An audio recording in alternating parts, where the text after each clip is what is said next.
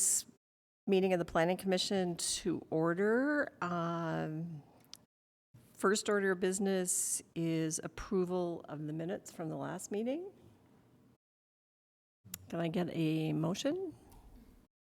So moved. Thank you. A second? Second. Thank you, Adrian. Andres? Yes. Amy? Yes. Adrian? Yes. Weston? Yes.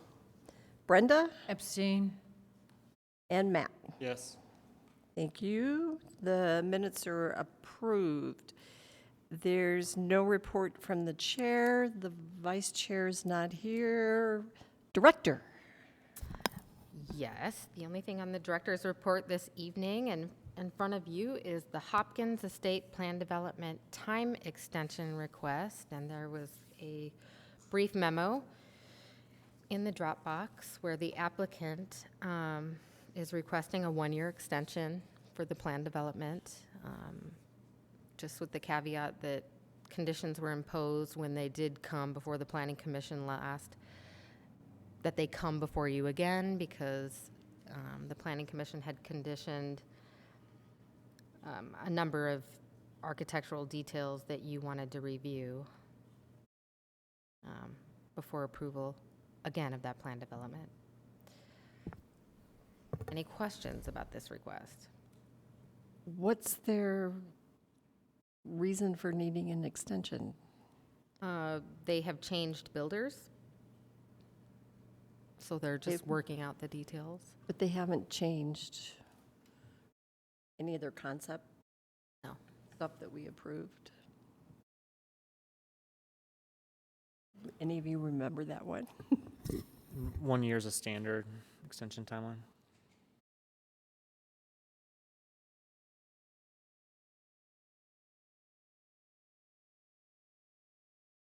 No, do we have to have a motion for that, or do? I Yeah. don't. Please. Yeah, we do. Please.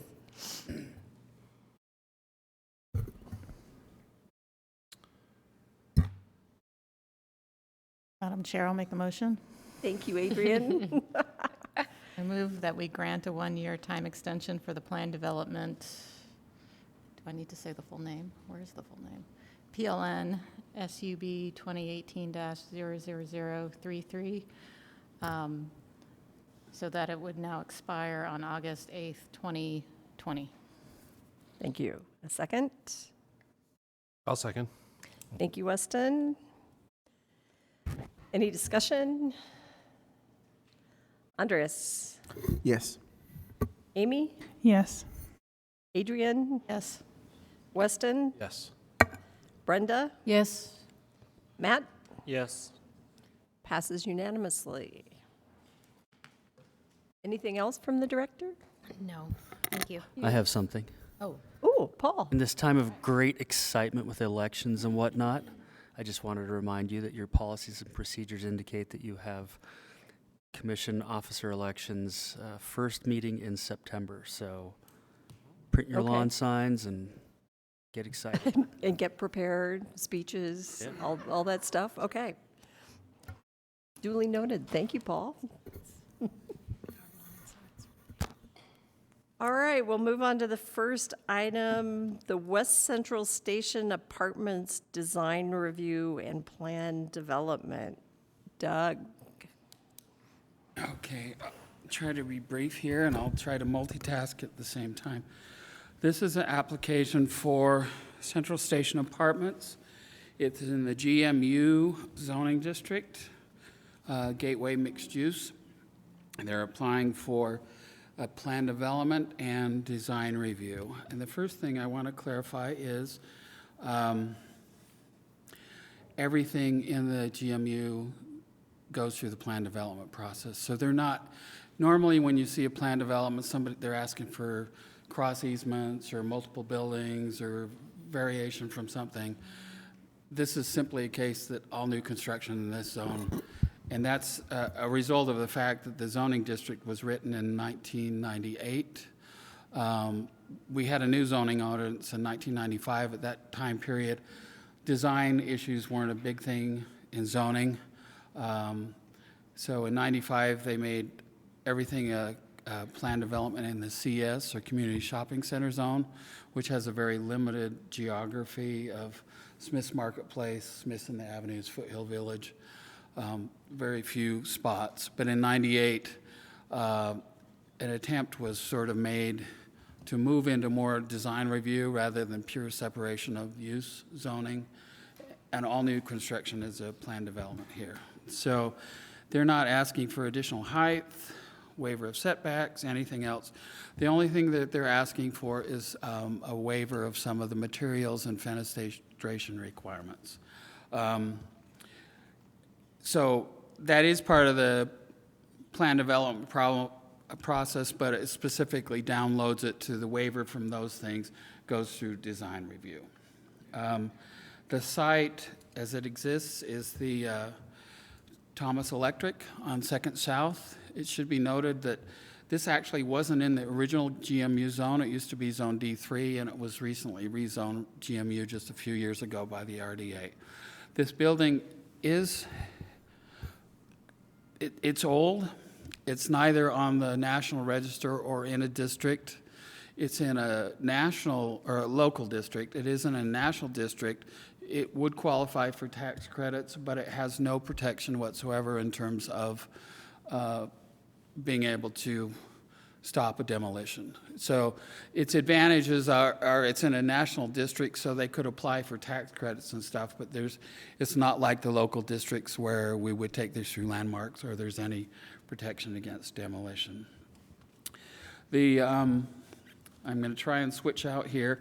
This is the design requirements for the GMU zoning district.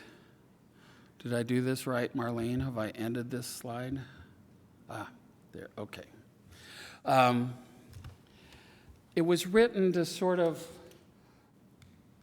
not encourage what we used to joke as flash cube buildings, curtain wall buildings that had no sort of visual, they were just walls. And so the design requirements for fenestration or for materials was to encourage much more detailed development than just a, oh great, oh there it goes. Then just a flat wall. Almost every project that has come through in the plan development process has asked for some waiver of materials. The first big project that happened in GMU was actually the Gateway Shopping Center. Stucco is supposed to be a minor element. If any of you have looked at Gateway, it's not really a minor element. It's kind of the major element of Gateway. And a lot of the apartment buildings, there's Alta Gateway, Liberty Gateway, and I know the Planning Commission has recently approved some like a senior housing on the Centro Civico site on 6th West and some other things. So it's been a pretty normal thing to waive some of the requirements. So what they're proposing here, just briefly, is the ground level is largely glass and concrete and metal. This design is not meant to replicate color. It's just kind of illustrative of materials. So the grays there are stucco, and the reds are a brick. This is the west facade.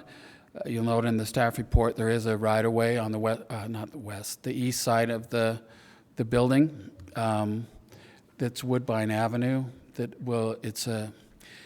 It's a driveway, but it also will function in the long run as a mid-block walkway.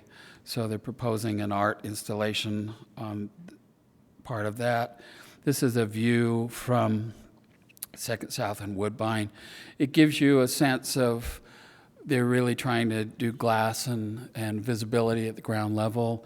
Those aren't retail spaces. It's more like the leasing space, the gym, that kind of stuff.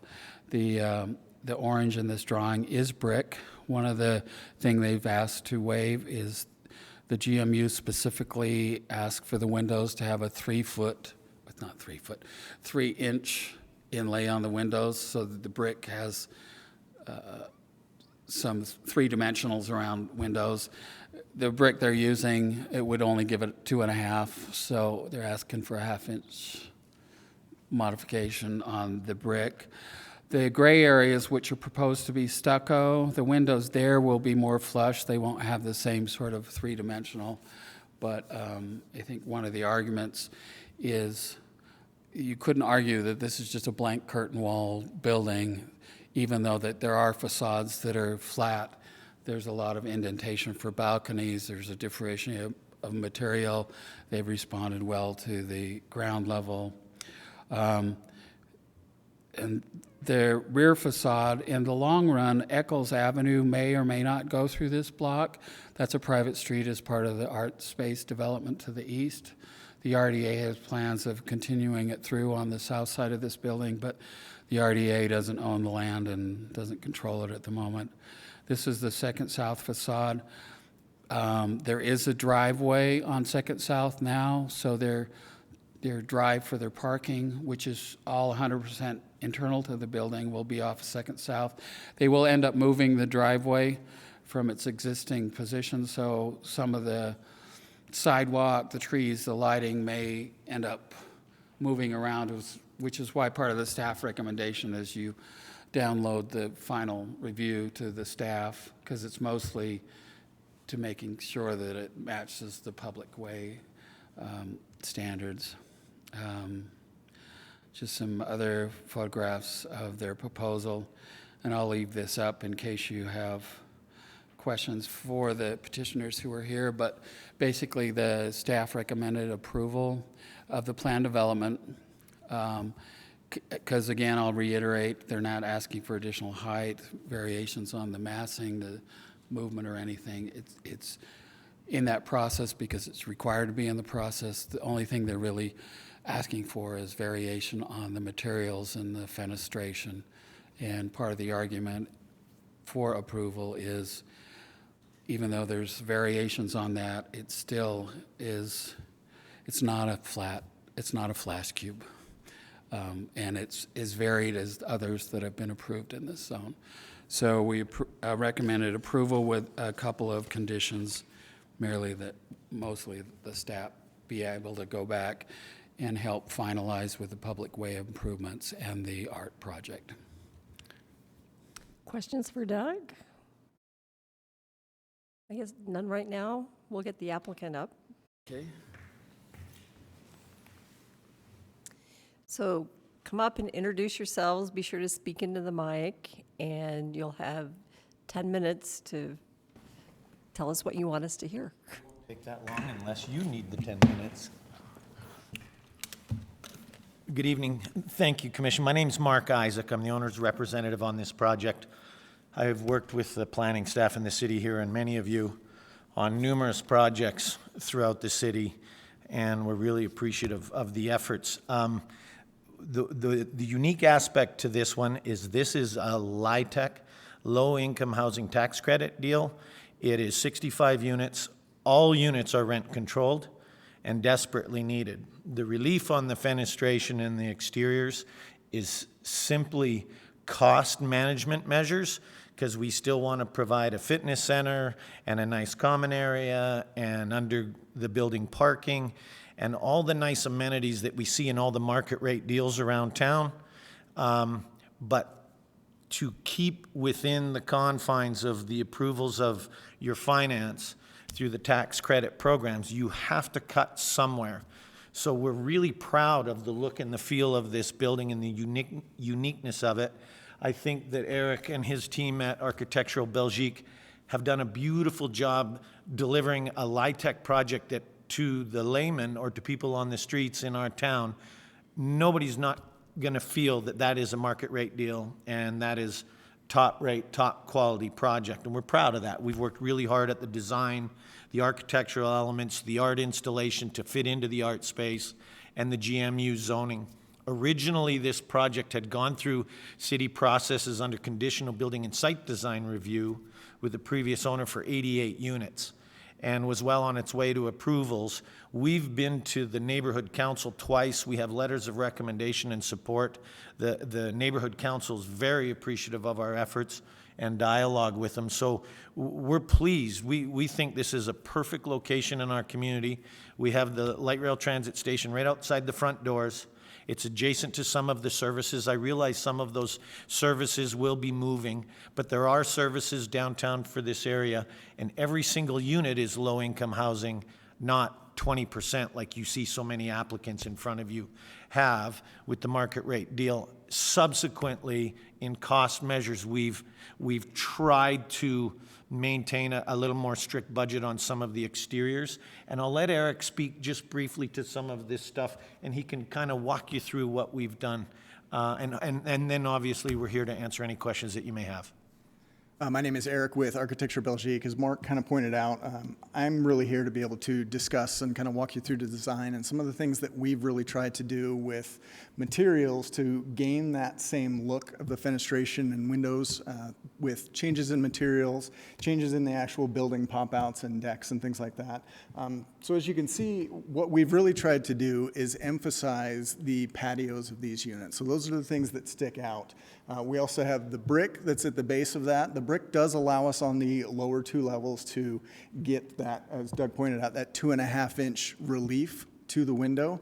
However, when you get above 30 feet in code compliance, you're no longer able to use full brick. You have to go to a thin brick, which doesn't allow us to get that amount of relief without reframing the entire wall and coming up with a much more complicated solution to allow that type of relief. So we've tried to do that through changes in materials and using three-dimensional materials where we can to be able to get those shadows and eye movement so that the building has the appearance of actual movement in and out and not being a flat box.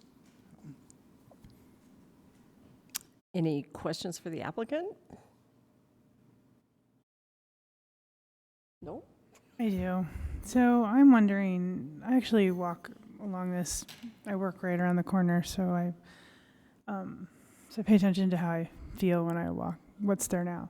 So I'm wondering if along Second South, there's not some sort of thing we can do to, because it's all glass and right now the building goes right up to it. Goes right up to the sidewalk and if there's not some sort of architectural element you can do to provide almost like a canopy feeling, or like in the front door, you have something, I don't know what the code is for how that can protrude out, but something to give it a little bit of, to make it feel so it's not just such another wall, even though it's glass. So that's definitely something that we could look into. We do have the one, like you pointed out, over the main entry. One of the challenges that we have is that the main level is a PT deck or a post-tension deck, which has a 12-inch concrete floor in between there. So attaching and getting things like that becomes slightly more difficult because you can affect the structural integrity. It may integrity. not be a canopy, but that effect, Yeah. or some sort of an architectural something that doesn't have to protrude, but I feel like it's just kind of glass, and then it's still going to have this feeling on the street, and maybe there's something simple you can do. We could definitely look into that. And we'd be happy to look into making those kinds of edits and changes. The one thing that we caution on those things is when we're over the top of these public ways and these sidewalks, any type of canopied or cantilevered type element is a snow load and an ice strip, and that's the north wall, that's the frozen wall. And boy, have I had challenges on so many buildings I've built in our city by providing really cool architectural features. But if your drainage isn't spot on and you get that drainage away from those sidewalks, you have a drip and slip element. And so the angle with the parking structure and tying into storm drain, it becomes a little bit more convoluted issue than just adding an eyebrow. But we would be happy to work with staff, see if we can work with something through. I've done an awful lot of it. I can find something, Amy, that I think you'd be really, really pleased with. Give us an opportunity, and I think we'll be able to solve it. Good to see you. I have full confidence that you can come up with something. Amy and I have worked together for a long time, so. Good. And then she knows like how to get in touch with you. Anyone else? Yeah. I'm sorry. Go, Brenda. Hi. I'm the architect here, so sorry. That's why they're all looking at me. So So one of the things I'd like to query you a little bit about is how you decided what materials go where on this facade, because you have like 7 different facade materials. And I know that the glass thing on the ground floor is more or less part of the deal with this GMU district, but why it's not stucco, it's ephes, right? This is actually going to be stucco and Okay, not full ephes. so why the stucco here, and the white is what, metal The- panel? Yeah, the Okay. wider areas are a corrugated metal panel. Okay, And again, that and- was designed to highlight areas like the decks. The main entry there is the elevator lobby within the building. And it also ties in with the art space building next door that's done out of the same materials. And we're trying to emulate but differ from the streetscape a little bit, try and keep a little bit of tone and tenure to what's been established. Well, I just find this facade rather jumbled and not really very clear, either geometrically or in any other kind of way. And that's why I'm asking you about the decision about the materials. I think that, it doesn't seem to have a lot of order to it in sort of where things stick out, where they go back in. They're not continuous from top to bottom. And so there's a lot of things about this which I think would not be more costly to kind of correct, but actually might be easy, may even be less costly in some instances, where, for example, you could bring you talk about emphasizing the balconies, but in the middle you sort of break it, so they don't go down in a way that those, like next to the balconies, the things that are sticking out there, which sort of a surround, they don't go. That's not the best picture, is it, for this, what I'm talking about here, is it? No, the south elevation shows, I think, what you're talking about. Okay.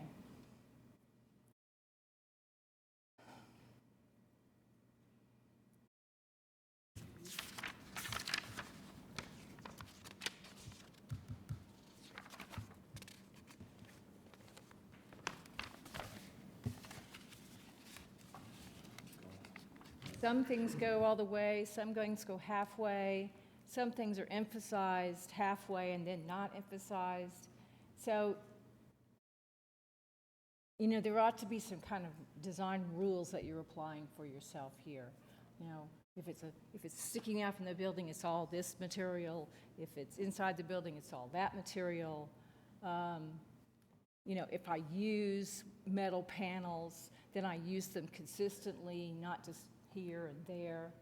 And so these are just sort of basic design sort of rules that would make this building a little more coherent. And I think we find a lot of this problem in some of the architecture in Salt Lake that we're building now, where it seems to, particularly in our guidelines sometimes, it encourages a huge amount of different materials, when in fact, something like Art Space, the one on the building, it has some of these materials, but a couple. It's not like everything. So I think that could be resolved without even changing the massing or anything else. It's more just a matter of being consistent about where the materials are applied vertically and horizontally. So perhaps that's something we can. Absolutely, we'd definitely be able to. I think the color choices that we've used to show kind of the Perhaps materials. that emphasizes things in a Right. way that aren't particularly helpful at this point. Exactly, yes. The metal that we've chosen is only around the decks and the front entry. So the other light color is a stucco, but we wanted to create a color break there.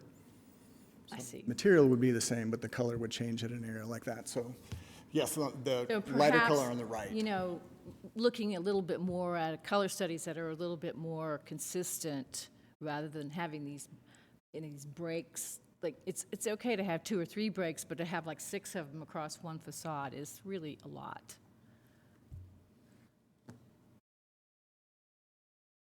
Thanks, Brenda. Anybody else? Okay, I guess we don't have any questions right now, so if you'll step back, we'll open the public hearing. Thank you. So I will open the public hearing on this topic. Is there anyone from a community council here that wishes to speak on it? Is there anyone from the public who wishes to comment on this particular item?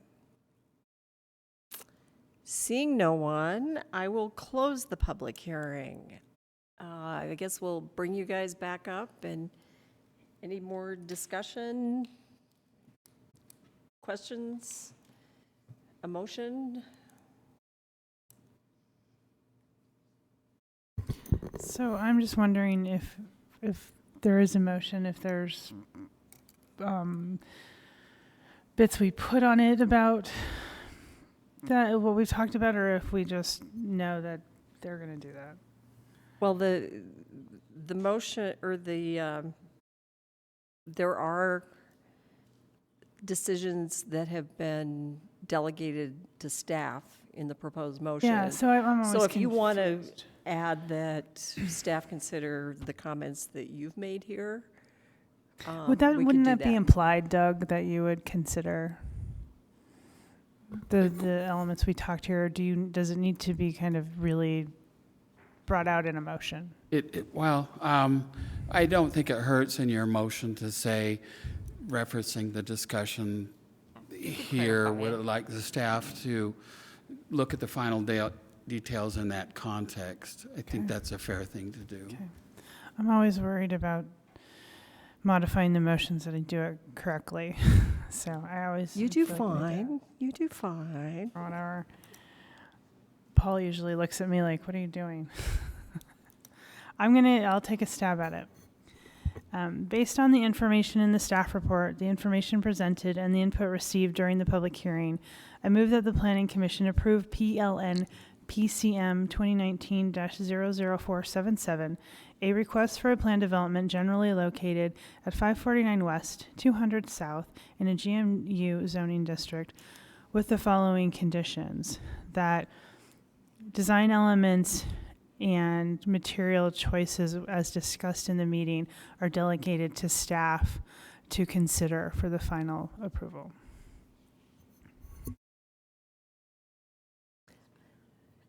A second? I'll second that. Thank you, Brenda. Any discussion? Okay, let's start with Matt. Yes. Thank you. Brenda? Yes. Weston? Yes. Adrian? Yes. Amy? Yes. And Andres? Yes. Thank you. And Yes, sir? There's two motions here. One's for the plan development, one was from there's a okay. design review that has a separate petition number. Okay, can we get the design review? You could repeat the same motion with just the new number, it's the same thing. Thanks, Amy. Rarely do I see 2 pages on the motion list, so I'll just go for this one too. Based on the information in the staff report, the information presented, and the input received during the public hearing, I move that the Planning Commission approve PLN PCM 2019-00399, a request for a design review for a project generally located at 549 West, 200 South in a GMU zoning district, with the following conditions. 1, final approval of the details for public art, signage, lighting, streetscape details, hardscaping, and landscaping to be delegated to planning staff to ensure compliance with the general city standards and for specific design review and plan development approval standards. 2, approval is for the specific items discussed and identified in the staff report. All other applicable zoning regulations and requirements from other city departments still apply. And a second, please. Second. Thank you, Adrian. Any discussion?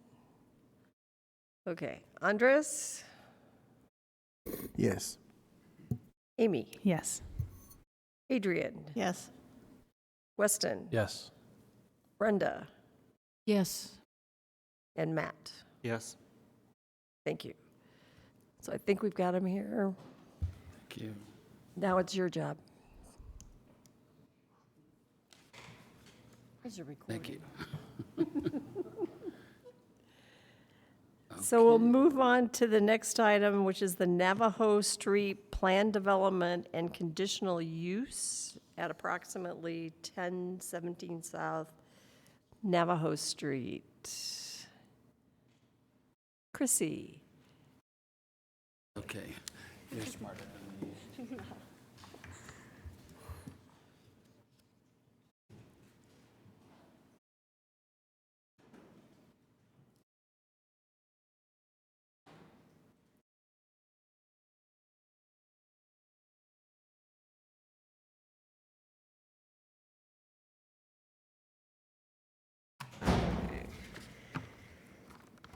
Oh, and let me just grab my. No.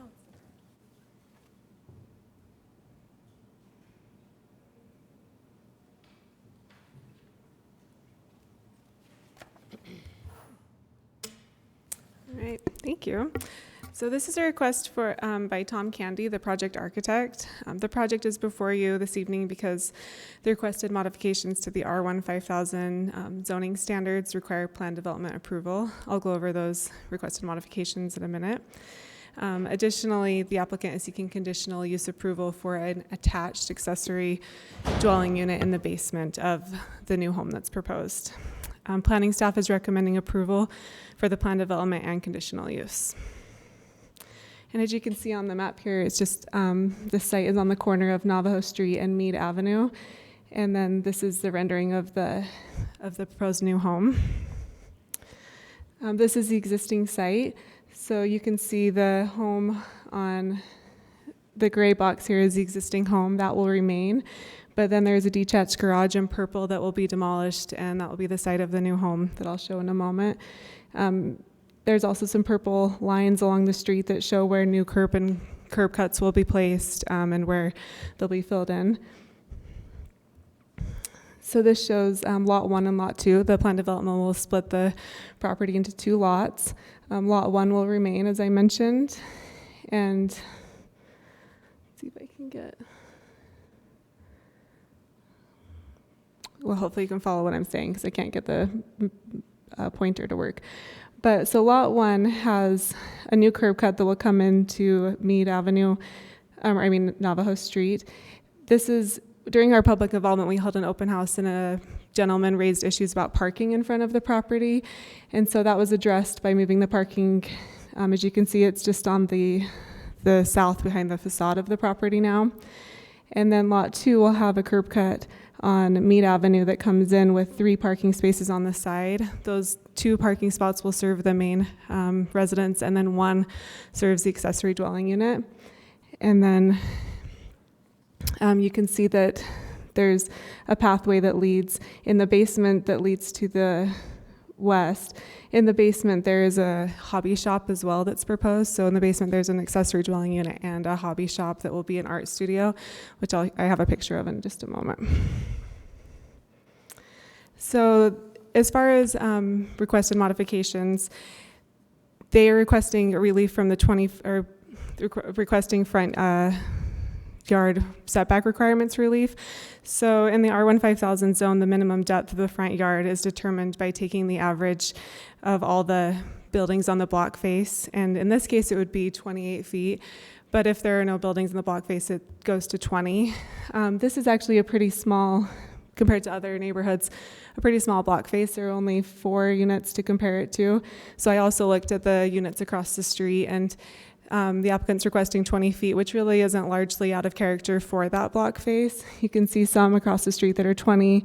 There's 21, 13, 23, although on the block face of the unit, there is larger 20, 29, 32, and 18 feet.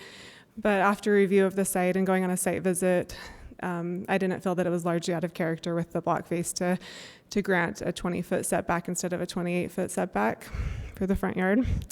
Additionally, staff feels that by allowing and granting this relief, we're more likely to preserve the existing home on the lot, because under current zoning, the applicant could tear that down and build a bigger house or add an addition to that house. And the West Side Master Plan specifically calls for infill of this type, so smaller scale homes and smaller scale lots to preserve the character of the neighborhood. So that was another reason that staff felt that this was an appropriate request.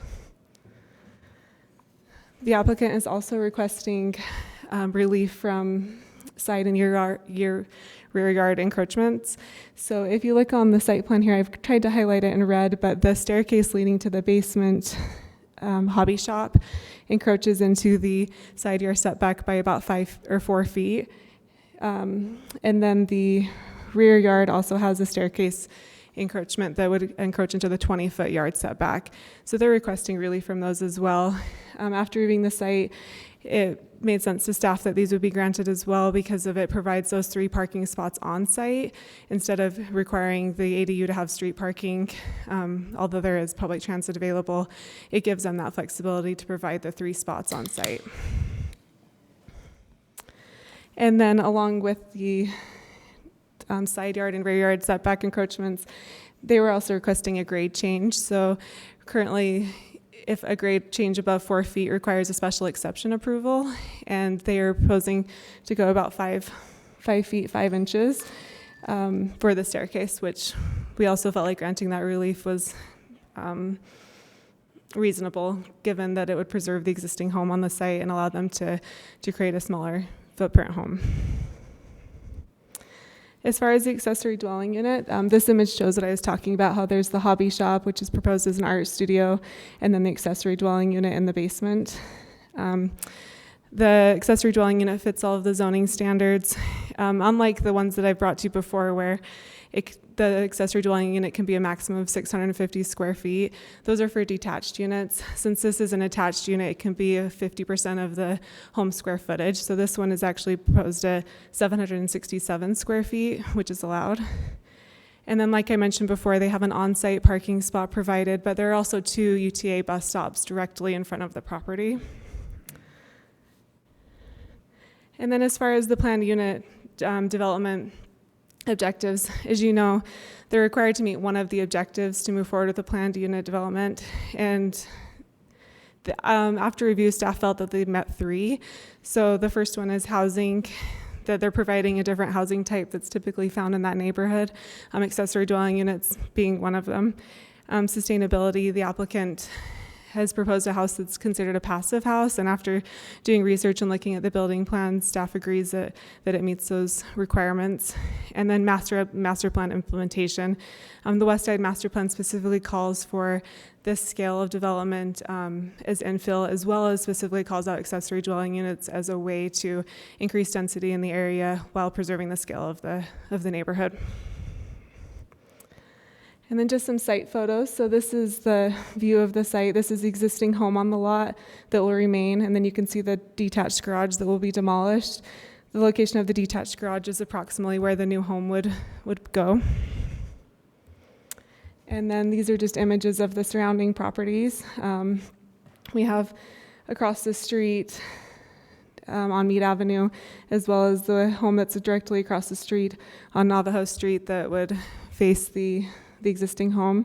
And then this red house on the bottom would be the house that's next to the new home on the same side of the block. So just in summary, we're recommending approval for both the plan development and the conditional use, with conditions that, they're still required to follow any zoning regulations required by other departments in the staff report. And with that, I'll take any questions. So, what makes this an ADU versus a 2-family home? That's a good question. Yeah, that's a good point. The top level will be owner occupied, and then the bottom level will be rented out. But they will be required to go through those deed restriction requirements and the Good Landlord program. So it's an ownership thing. Just a second. We'll drill you in a minute. Okay, so. But it's also the size of the unit. ADUs are restricted Yeah. in size based on whether they're standalone or they're part of an existing building, so.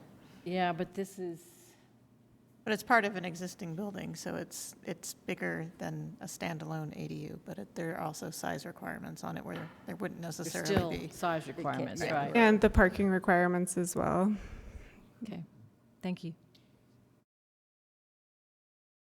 Anyone else? Questions? Is the applicant here?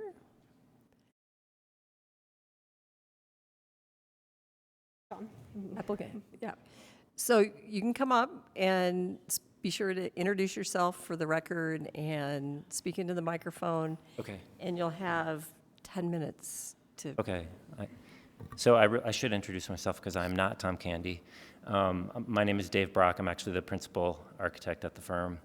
Tom has been the project architect, but he couldn't come tonight, so he asked me to come. But actually, I'm also a neighbor. I live in this neighborhood. I've lived in Glendale for the last 15 years. In fact, about a year ago, I was walking my dog at about 10:30 at night, and I walked past this property, and I saw the sign that was up for the subdivision, and I said, hey, that's interesting. And so I looked it up at Salt Lake City, and I actually sent an email to the owner saying, hey, it's kind of cool what you're doing, if you need an architect. And he called me like 3 months later, and we signed a contract, and he hired us to design the building. So I'm the architect, and I'm also a neighbor, part of that community.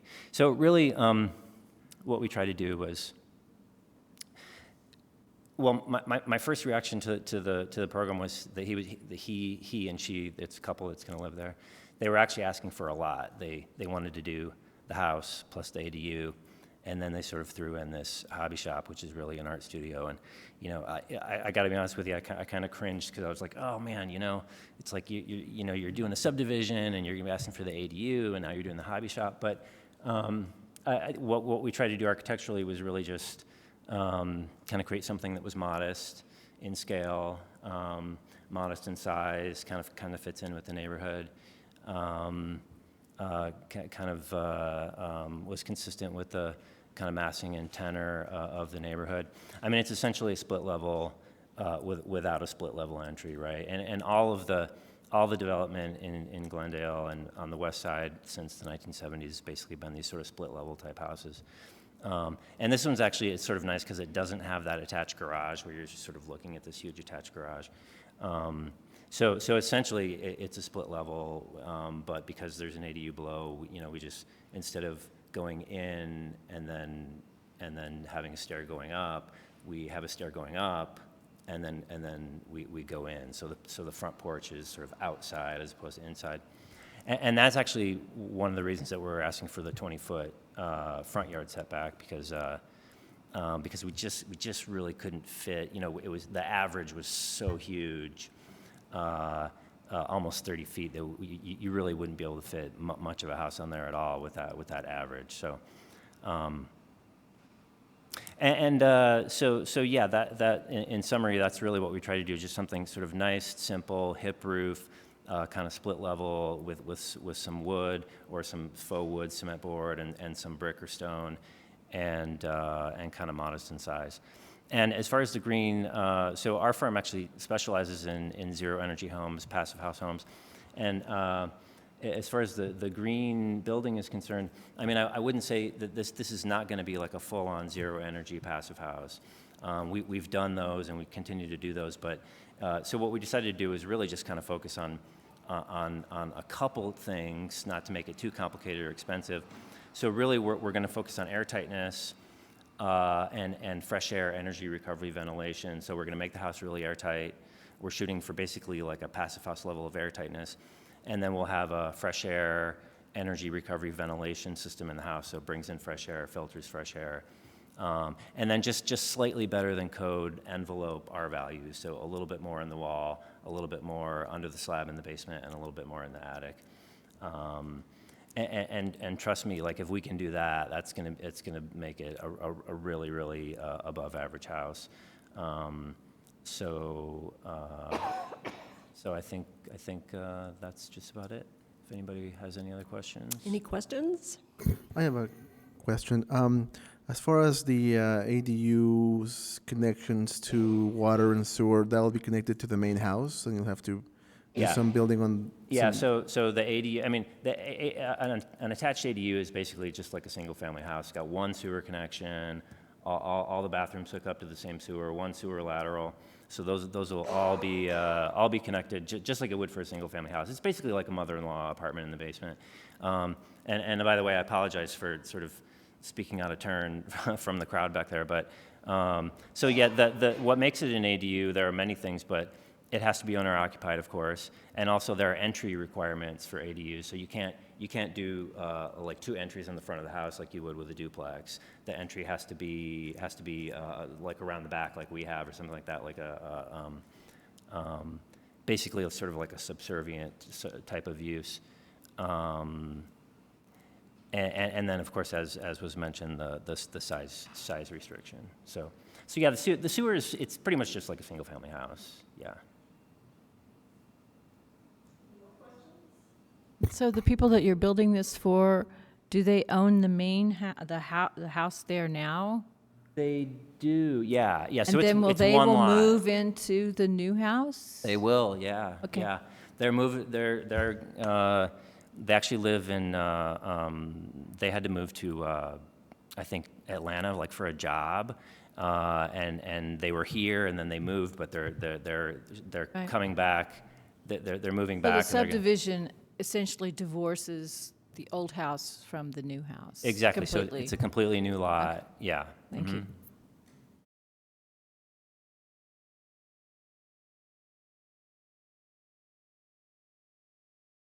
Mhm. Okay, thanks.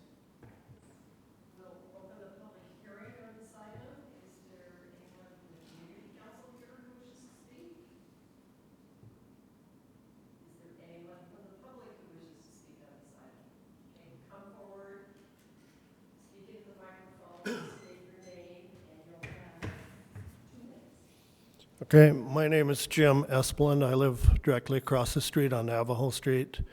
I guess I have a question for the architect. Since they're making the lot, the house taller than the other house, I'm a little concerned about losing my mountain view and wondering if that new house is going to project to the north any farther than the old house.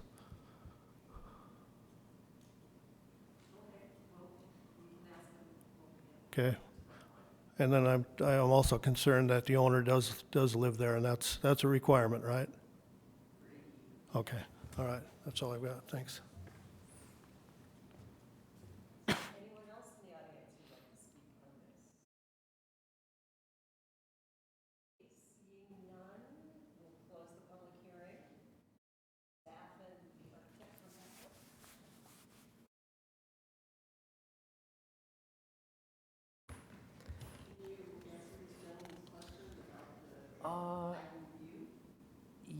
Yeah, can I see those for a second, actually?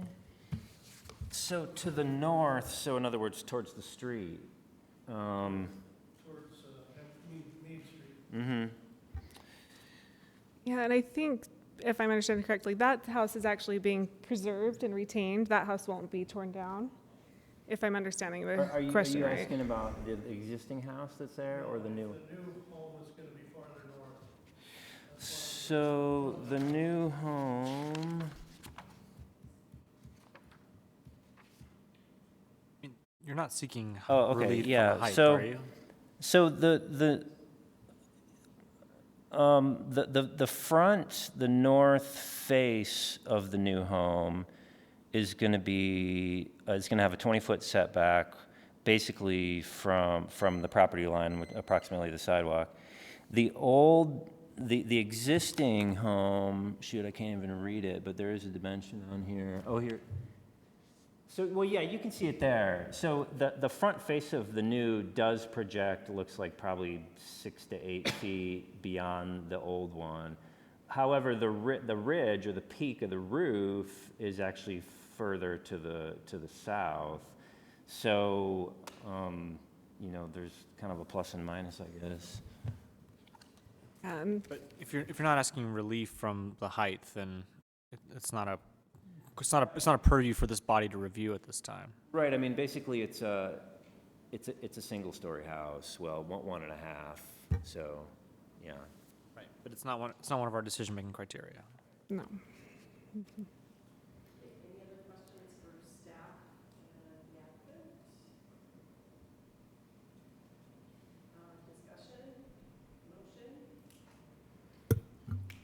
I'll make a motion. Based on the analysis and findings listed in the staff report, I move that the Planning Commission approve the Plan Development Request PLN SUB 2019-00461. Additionally, I move that the Planning Commission approve the Conditional Use Permit PLN PCM 2019-00557 for an attached accessory dwelling unit. This recommendation is based on the conditions of approval listed below. Final details regarding these conditions of approval are delegated to planning staff. Condition 1, approval is for the specific items discussed and identified in the staff report. All other applicable zoning regulations and requirements from other city departments still apply. I'll second. Thank you, Weston. Any discussion? Okay. Matt? Yes. Brenda? Yes. Weston? Yes. Adrian? Yes. I just want to say that I really appreciate the design, that it doesn't look like a shipping container, which is what a lot of it looks like nowadays. So I was really pleased with that, and I vote yes. Yes. Okay, thank you.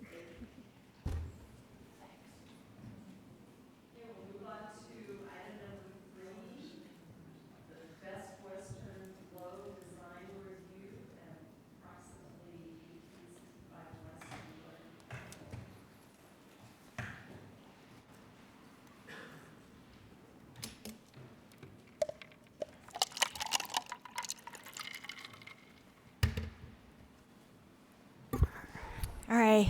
Hi. So this is a request by Eric Balls, the architect representing the property owners, for a design review approval on a new hotel at 1865 West North Temple. This project is being presented to you today because the applicant is requesting modifications to the TSA development and design standards that will affect the building's placement on the lot, street-facing facades, and landscaping of yards, sorry. To give a quick preview of the project, the new hotel will be an L-shaped building, 4-story with 84 guest rooms, which will replace a hotel and market existing on site. The ground floor will have a hotel's reception, lobby, guest amenities, and other guest rooms. And then the upper floors will be exclusively used for guest rooms. All the building facades will be clad with stone and metal panels interrupted by glass of windows and doors. The street-facing facades will include architectural features such as curved rooftop porticos, glass curtain walls, and lighting elements around the elevator shafts and main entrances. The proposed hotel will also include a surface parking lot for 40 vehicles located behind the building, a private pocket park along Orange Street, and an outdoor seating plaza for hotel guests on the northeast corner of the lot. So diving into the modifications requested, the first one would be the maximum corner side yard setback of 15 feet. The building is being proposed at 29.5 feet from the property line because of the existing electrical transmission lines that run along the west property line, and that would be very costly to move. To counter the increased distance, the applicant is proposing roof overhangs, an outdoor seating plaza, and pocket park within that setback area. So it's really dark there. That wasn't my intention, but that's the setback area. The existing electric transmission lines will also affect the number of shade trees within the corner side yard setback. 9 shade trees are required by the zoning district, and the applicant is proposing 4, highlighted in red over there. also within an improved landscape area that includes that pocket park and the outdoor seating plaza. Applicant is also requesting the use of EFIS, which is a prohibited material on the ground floor of street-facing facades in the zoning district. That is because the hotel brand standards specify a lighting element that includes that EFIS product, and that is being proposed around the elevator shafts and extending through the 4 stories of the building. The proposed hotel does not comply with the minimum building entrances along Orange Street. The applicant is proposing 2 entrances when 5 are required due to the hotel operations and the location of the guest rooms in the ground floor of the building. The same building facade does not comply with the required glass, which is 60% of clear glass required, and the applicant is proposing 53. That is due to the limit on the size of the guest room windows imposed by the hotel brand standards. And to counter that glass reduction, the applicant is proposing an additional 4% of glazing that it will be treated on windows located in the mechanical room and bathroom. So those are the ones highlighted in red. And then lastly, they're asking for a modification on the maximum length of a building facade, a street-facing facade, which is 200 feet, and they're exceeding by 4 feet.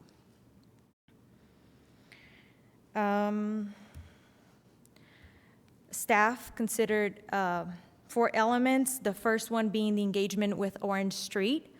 Orange Street is being largely affected by these modifications. Orange Street is also a dead-end street with inconsistent curb and sidewalks, so it could use some improvements. A lot of the considerations was given to that facade. The development is proposing curb, gutter, park strip landscaping that will improve the street and make it more pedestrian-friendly, but the modifications will impact the engagement the building will have with the street. Planning staff, however, recognize that the request to increase the setback and modify the requirements for the number of entrances and glass are warranted due to the cost of moving and burying state-to-state transmission lines, which those are, and to the nature of the hotel use. To balance the needs, the applicant is including improved landscape areas, roof overhangs, public and semi-private uses within the increased setbacks, and changes in building materials. Glazing will be maximized, side doors will connect the building to the street via well-defined walkways, and the use of stone and metal panels will create some interest in the building facade. Moreover, the proposed outdoor spaces along Orange Street will connect private and public space. And the first image there it's the first submission we received, and it's there just to show how the project evolved and more consideration was given to those public spaces and the landscaping. Second, we consider the primary entrance. The building was initially proposed with the primary entrance facing the parking area, but as the project evolved, the hotel gained 2 primary entrances, one facing North Temple and another facing the parking lot. Both are highlighted with illuminated awnings and signs and are equally thought out to enhance the building. They each, however, cater to the type of travel mode it serves and takes into consideration the appropriate scale. So the first one is a rendering of the entrance facing North Temple, and the other one facing the parking lot. And then this second image shows how the project evolved. The first submission didn't have a lot of engagement with North Temple, and the second image is what we're proposing now, or the applicant is proposing now. And then considering the EFIS modification and the quality of the design, The goal of the TSA is to have buildings with durable materials, and that would exclude EFS. In the district, EFS is specifically prohibited on the ground floor of street-facing facades and allowed up to 10% on upper floors. This proposal include a small percentage of EFS on all facades, including the ground floor, to achieve the look required by the hotel brand standards, but the element it creates is actually enhancing the building by creating an architectural feature that delineates the building. As you can see on the second image, the building could easily be redesigned to have the material only on the upper floors, but this change would break the vertical continuity of this element and would compromise the overall quality of the design. And then we considered the conflict between this new use and the existing uses based on public comments.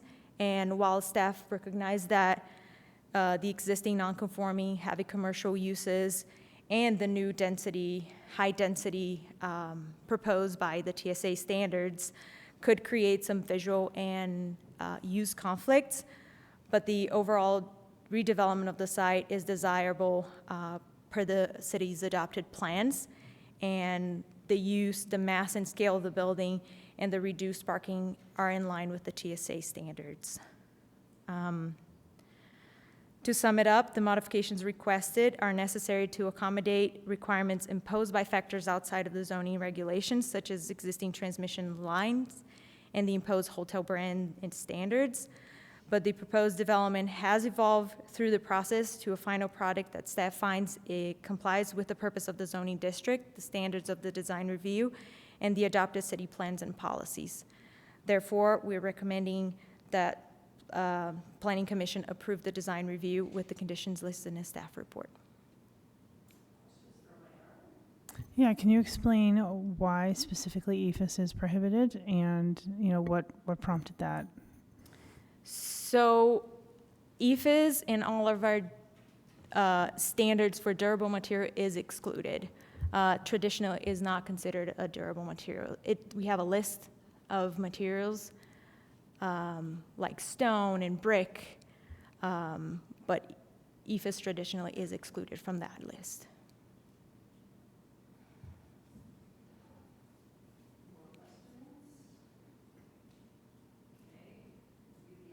Yes, hi, my name is Chris Brown. I'm here together with my business partner, Carl. We're excited to bring this proposal for your consideration. I don't know. Sorry, they had a presentation, I forgot. Oh, the architect Do you want to does. do that later? Okay, sorry. Anyhow, we're excited to continue work with the city in implementing the North Temple Master Plan. This is our second project in the area. We were involved in the North Temple Flats affordable housing apartment community that's just about a quarter mile to the west at 1999 West. So we've owned and operated the current property for a number of years, and we're excited to improve it and improve the overall neighborhood and help the city meet its master plan goals. Yeah, let me open it up. Okay.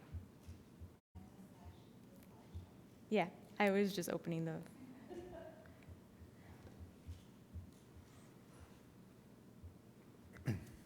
Can I make a quick comment while she's pulling that up? Part of the challenges we had was just from the power lines and the easement that Rocky Mountain Power has for those. These are very high-powered interstate transmission lines. To move them would have been extremely expensive and cost-prohibitive.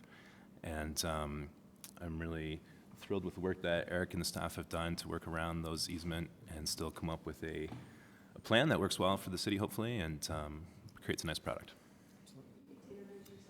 All right, my name is Eric Balls. I'm with Architecture Belgique, the architecture firm working with Chris and Carl on this project. We're really excited to be able to bring something new and vibrant to the corridor from the airport to downtown Salt Lake City. We're really hoping this could be a unique and landmark wayfinding structure. We've made quite a few concessions, worked with Myara quite a bit to be able to find a design that met both Best Western's brand style as well as the zoning requirements, and trying to find that middle ground where we could meet both without offending either one. So what I've got here is just a little bit further explanation on what we've got. So as Myra pointed out, with the zoning requirements of really being a pedestrian-oriented zone, we wanted to be able to create something with the building that created interest. So scaling the porte cochere, which is a standard hotel feature, and bringing that down to pedestrian scale on the front on North Temple really gives that walkable feel. And the way the hotel is designed with the L shape, from North Temple, you can actually see through the hotel, allowing you to get the reception area, the lounge, and then all the way through what is called a light bright wall, which is the little dots. That wall extends both behind the reception desk and then out through the building into the parking lot so that you can see both of those. So we really felt like we needed to carry Best Western's brand style of their porte cochere on the front and then scale that so that we could meet the zoning requirements to allow that pedestrian-friendly feel. We also, because we have an L-shaped hotel, we wanted to create a really dramatic corner yard element. So our curtain wall lobby, we've moved that out to the front so that it can be extremely visible, particularly at night, since that entire element would be lit along with the Glow Hotel. Obviously has quite a bit of emphasis on lighting at night to be able to create their uniqueness. So we've added in the curtain wall system and elevator lobby to coincide with the lighting element at the elevator shafts and stairwells, which is the LED lighting directly next to that. These night renderings just show how this is going to be visible for those travelers coming in from the airport on either later flights or later travel. This is the big one that caused us to be here, is the power lines and the amount of changes that we had to do. So this is from Orange Street. You can see that there are a lot of power lines, and these are modeled specifically to exactly what's there. There's no dramatization here. These are the poles that are there, the number of lines that are there, in the locations that are there.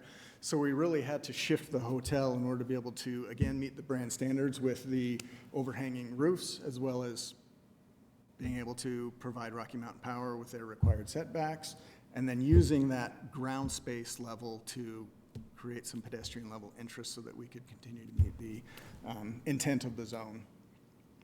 So this gives two perspectives, one from the tracks station looking east if you were to get off, and then the other looking from the bus stop west on the other side of North Temple.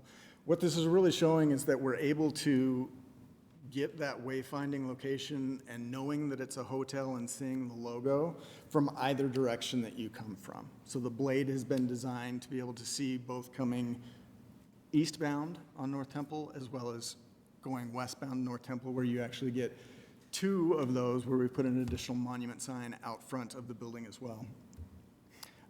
Just for your kind of comparison, this is the brand standard bar style hotel that Best Western wants to approve. This is what all of the other developers are building.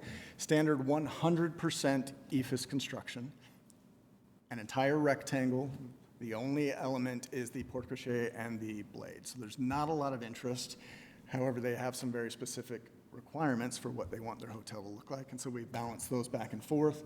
This is the night rendering of the same building, not nearly the interest that we're being able to provide with our hotel. And this is just a kind of a compromise to show what we've done with the bar shape and turning that into an L shape, which allows us to protect the parking lot, so that's not visible from the street. It also allows us to create the pedestrian entrance on one side of the building with the porte cochere, the vehicle entrance on the other side of the building, and be able to create a lot more visual interest than Best Western designed or intended with their design.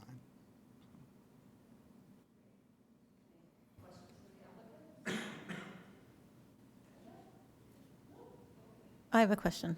Can you explain the reduction in the trees? I see the reason is that you don't want to interfere with the power lines, but you're placing 4 trees within that area already, so. So what we've got is the power lines from the pole. Rocky Mountain requires a 25-foot offset for any structure.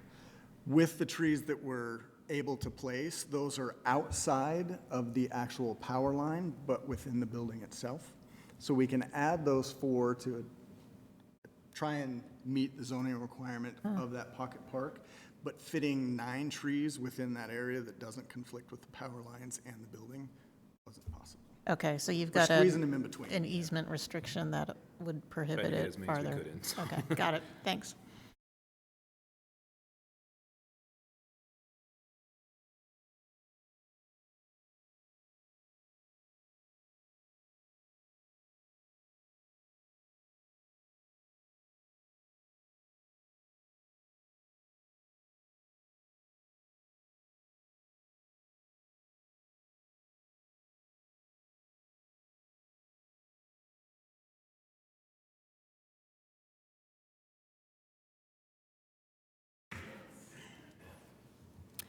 Yes, my name is Sherry Gardner, and my husband and I have owned a piece of business property on Orange Street for over 30 years.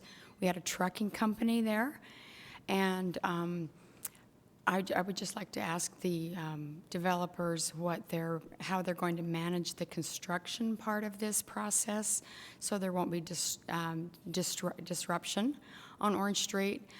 When the Meridian apartments were being built, it caused great distress to our company when we were trying to get 30 box trucks going up and down Orange Street.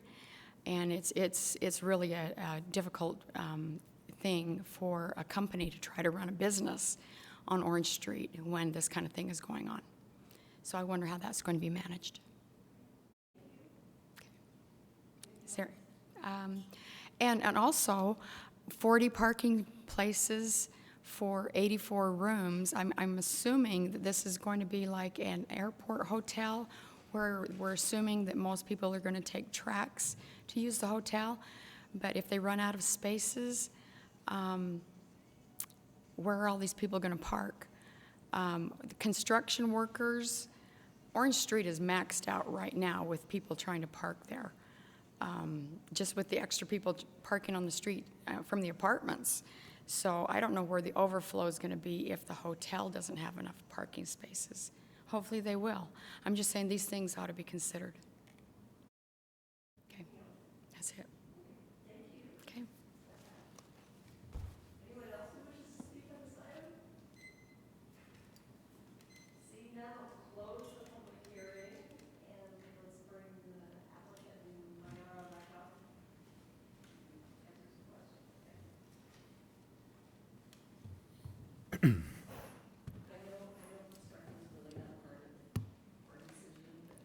Right. Yeah. Well, I appreciate the comments, and at my personal residence, I have major construction going on both homes next to me, so I'm sympathetic to how that goes when you're trying to live or run a business from a place. We haven't met yet, but I'm Chris. This is Carl. Carl will be on site most days. We'd be more than happy to give you our phone numbers if there's any problems. Please just come and talk to us. We'll talk with the exchange phone numbers after this. Absolutely, you bet. And we'll work with the contractors. You know, we saw what happened with the Meridian project, and that affected us a little bit trying to operate the motel and everything that's currently there. So please just be in communication with us, and we'll make sure that the contractors know that they can't be blocking and you need full access in and out to do your thing. So, and then with respect to the parking, we are definitely hoping to take advantage of tracks and the pedestrian-friendly aspect of the community. And, you know, we're actually kind of excited to only have 40 spots. You know, you see what Sugar House is dealing with traffic-wise, and so we're hoping that this will limit the amount of cars and traffic. Should it get to be a problem, you know, we've discussed operating a shuttle service from the airport, something like that, or making use of the double diamond parking or the new parking spot, and making some arrangements so that, you know, if for some reason there's a night when there's 50 guests with cars, then we can accommodate that and make sure they're not all over the place. We will have signage along Orange Street on our side to discourage apartment residents and their visitors from parking there. And again, let's just be in communication and make sure that it's not what you're envisioning as your worst nightmares. Anyhow. As far as zoning goes on the parking, if you see that their first submission had a little more parking, but they were encroaching into an area that they're not allowed to have parking up in the front on the left side, on the right side, sorry. And so they had to limit their parking based on the restrictions of the TSA zoning district and what they wanted to accomplish for the hotel. The other thing is the parking is adequate for the TSA. TSA really doesn't require any parking, so as far as zoning goes, this is adequate.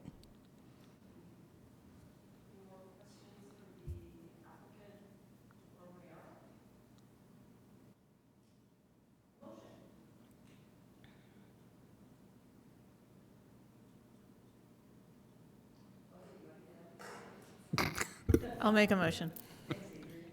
Based on the findings and analysis in the staff report, the information presented, and the input received during the public hearing, I move that the Planning Commission approve the request for design review for a new hotel at 1865 West North Temple as proposed in PLN PCM 2019-00408 with a condition listed in the staff report. I'll second. Thank you, Weston. Discussion? Okay, Andres. Yes. No. Yes. Weston. Yes. Brenda. Yes. And Matt. Yes.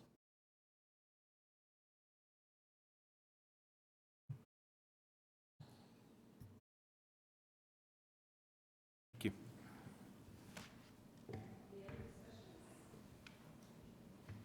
We're done. Thank you. The meeting's adjourned.